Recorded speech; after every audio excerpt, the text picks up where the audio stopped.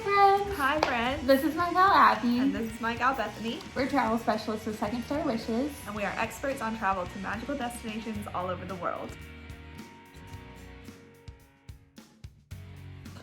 Today we are continuing to talk about Star Wars Galaxy's Edge. Yes. Today we want to cover the rides at that land in Hollywood Studios because we didn't get to them in our last video. So fun. So like we talked about in our last video, Galaxy's Edge is on both coasts. It is at Disney World in Florida at Hollywood Studios, and it's at Disneyland in California at Disneyland Park. So everything that we're talking about applies to both locations because the land is pretty much the same both places. So yeah.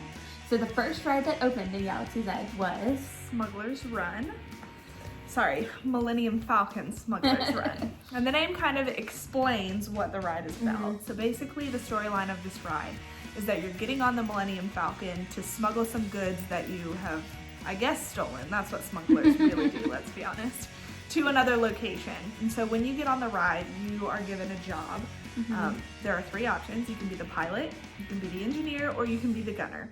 And so they're set up in that way where the first two seats are pilots, the next seats are engineers, and the last seats are gunners. And you don't get to choose what your job is during the ride. It's just assigned to you as you're standing in line. True. But the whole experience is really cool, especially if you like the Star Wars movies, because all of the line and going into the ride is all set up to look like you're getting into the Millennium Falcon, just like it looks in the movies. So that is really cool. And now we're really excited because Fast Passes have been made available for Smugglers Run as of a couple of weeks ago. So now Smugglers Run has been added to the top tier of Fast Passes at Hollywood Studios. And it joined Mickey and Minnie's Runaway Railway and Slinky Dog Dash. So it pushed Toy Story Mania down into the second tier, which means that you can ride all of the Toy Story rides in one day if you wanted to with Fast Passage, which I think is really, really cool. Yeah, or Tower of Terror and Rock and Roller Coaster are also now tier 2. So that means you could ride like Slinky Dog, Tower of Terror, Rock and Roller Coaster. Those could all be Fast Passes, or Millennium Falcon, Rock and Roller Coaster, Tower of Terror. Yes. However you want to do it. We're really excited about this Fast Pass tier change because we think it really opens up unlimited opportunities for really cool rides that they have at Hollywood Studios. For sure, and it makes it easier to get the Fast Passes that you want. Because like Slinky Dog, for example, was the most sought after in tier 1 for so long that it was so hard to get them for Slinky Dog, whereas now I think people are more split between wanting it for Slinky Dog, wanting it for Millennium Falcon, wanting it for Mickey and Minnie's. And so for those of you who aren't super familiar with Fast Passes, if you're staying at a Disney resort, you can get your Fast Passes 60 days in advance. And if you're not staying at a Disney resort, you can get them 30 days in advance. And so when your Fast Pass is open for booking, some parks like Hollywood Studios have them split up into tiers. So what we're talking about with these tier 1 Fast Passes, you can choose one of those attractions to get as a Fast Pass, and then you can choose 2 from tier 2. So you'll get a total of 3 Fast Passes that you can select in advance, but more on that later. We'll do a Fast Pass video eventually. Yes. So we're excited for Fast Passes to be released for Smugglers Run, but that isn't even the main attraction anymore at Galaxy's Edge. Everyone in Batuu is talking about Rise of the Resistance. Yes, Rise of the Resistance is the pinnacle of Walt Disney Imagineering. It is an amazing attraction. You really can't even call it a ride. It's an experience. And this is going to be a spoiler-free little quick sneak peek overview of Rise of the Resistance. So I haven't ridden it yet, and I would be so upset if there were spoilers in this video. Along the lines of spoilers, if you have Disney Plus and you're watching the Imagineering story, if you really don't want it to be spoiled, then don't watch the last episode. It won't spoil the whole thing, but there is just a little bit about the attraction there, and so just don't watch it if you're waiting to ride the ride. And be surprised, which is what you should do. If you're worried about it, like because of your kids or because of yourself, like maybe watch it on YouTube, but I highly recommend just going and not knowing anything about it and being completely surprised. But Rise of the Resistance is basically, you are part of the Resistance.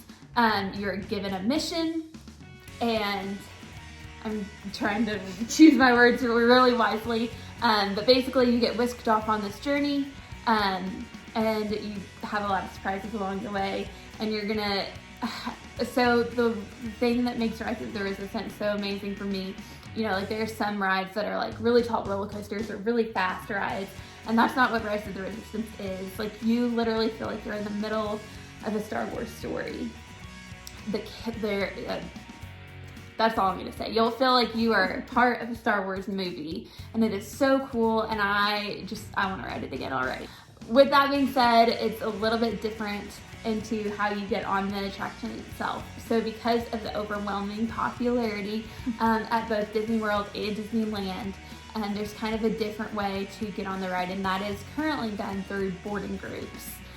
So the way that this works as of right now is that at the park's published opening time, the boarding groups will open and you can join them on the My Disney Experience app or on the Disneyland app if you're in Disneyland. Or you can go up to certain cast members who can help you join a boarding group if you're not using an app. I recommend using an app. I think that's going to be quicker and easier and a better chance to get in a boarding group. And so for those of you who aren't familiar with rope dropping or getting into a park ride when it opens, parks typically will allow guests to start entering a little bit before their published opening time. So if the published opening time is 8 in the morning, you'll probably actually get to physically start going in the park at around 7:30. There just won't be, the whole park won't be open yet for you to walk through, and rides won't be running yet, most likely. So you'll want to get there, say we're going off that at, the park opens at 8, you can probably get in around 7:30. I would recommend being at the park through security at like 7. Yeah. Just as of right now, it is really busy, and if this is like you're on vacation and you're not going to have that many chances to go, you want to make sure you get on if this is something that you're wanting to do. Yes. So, be waiting for the park to open, get inside the park, and then when it is almost time for the boarding groups to open, have everyone in your party on your phones, on your apps, make sure you're all connected and friends on the app, so that if you're able to get in the boarding group, you can add the people who are with you. I recommend not being on the Disney Wi-Fi because so many people will be trying to use it at the same time. So if you have good cell service, go ahead and turn that Wi-Fi off. And then right at that park opening time, open your app again and join a boarding group. So when I was in Disneyland with my husband, we got to ride Rise of the Resistance for the first time. And it was just so fun because you had so much hype built up like throughout the day. This whole process of, getting to the park early, getting in the park early, waiting for the time to come when it was going to open. And we had kind of like moved over to like this side where there weren't that many people around us because we were trying to like get away from everyone else using the internet near us. I don't know if that's like technology sound or whatever, but we thought it would work. And so it was so cool because you could hear like right at 8 a.m. when it opened, people all around you would be cheering when they got in their boarding group. You could tell that they had done it. It was so exciting, and you still hadn't gotten yours, so you were like nervous, and then you get yours and you're cheering, and it was just such a fulfilling experience, but it was so fun. And so anyway, so you get your boarding group, and ours, we were in like one of the 70s, like 78, 79, and some groups, past, I think if it's you're past like the 80s, you'll be in a standby boarding group, which means if they get through all the other ones, then they'll start calling those standby groups. So if you're in standby, there's a chance they may not call you that day. But basically how it works is they will call your boarding group by giving you a notification on your app. So you want to make sure that your phones are charged all day. But ours, we were in like the 70s, and we got called around like 1 p.m. So it really didn't take that long. They must have got through a lot that day, which is exciting. And so they'll call your boarding group, and then you'll go over to the ride. You'll check in, they'll check your boarding group, and then you just start going through the queue. And there's a little bit, I'll tell you this, and this is not a spoiler, so there's a little bit of like an actual kind of traditional queue, but it's really cool, kind of like Smugglers Run, where you're like seeing different Star Wars things that are really cool to be walking by, and you're like geeking out a little. But it's not a crowded queue because they're only calling the people in your boarding group at once. So it's really not like you're standing in long lines. But then kind of like once you get split up into like your group that you're going to be going with for the rest of the way, there are like 5 different things that are going to happen that are part of the story, part of the experience, but it's not technically all a ride, and I cannot wait until we are past the point of spoilers and I can talk about it openly, because I want to tell you guys what my favorite part is, but I'm not going to. So, yeah, so with that being said, I hope your excitement is peaked. And if you're wanting to go, please make sure that you're talking to your travel specialist about the current operating procedures, because we're filming this right now near Valentine's Day. Yeah. But the operating procedures have changed 3 or 4 times already. Right. So you want to make sure that you're talking with a travel specialist who is staying up to date on how everything's working currently, because as Disney continues to progress and the rides are open longer and they're getting more efficient, they'll change things the operating procedures. Exactly. Yeah. The next big thing coming to Star Wars Galaxy's Edge for everyone to get excited about will be the Star Wars Hotel, which is called the Star Wars Galactic Star Cruiser. Yes, and it will be an immersive experience where you can actually go for, I think, 2 days, 2 nights max at a time. Yeah. But you're basically immersed on a Star Cruiser. You sleep there, you can eat there, and when you land on a docking bay, you're actually in docking bay 7 and leaving exactly in Galaxy's Edge where the Millennium Falcon is docked. So think about it kind of like a cruise. It's gonna be like a cruise ship where everything, you're just gonna be contained kind of in this experience for like Abby said, 3 days, 2 nights. So you'll sleep there, all your meals will be there. So this is going to be, after riding Rise of the Resistance, I cannot imagine how good this hotel is gonna be. Yes. It's gonna be so cool. I'm not ready. I don't think that there's anything like it anywhere else in the world. No. As far as, I think there are different fandoms, a lot of nerds like me, like Star Wars, Harry Potter. I thought you were gonna call me out for being a Harry Potter nerd. Star Wars, Harry Potter, Lord of the Rings, these kinds of fantasy or sci-fi fandoms.